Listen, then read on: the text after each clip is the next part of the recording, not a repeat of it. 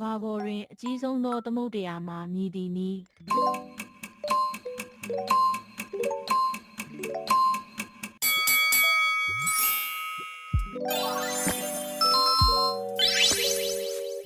ဒါသည်ကဘာကိုမြည်မြကြာကြာလှည့်ပတ်သည်နည်း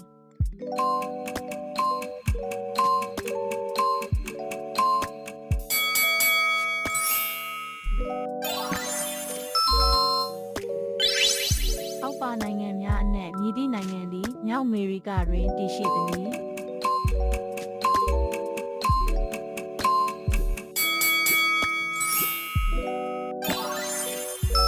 အောက်ပါနိုင်ငံများအနက်မြည်သည့်နိုင်ငံသည်လက်ရှိအချိန်တွင်ဘုရင်စနစ်ဖြင့်အုပ်ချုပ်သောနိုင်ငံမဟုတ်သည်နည်း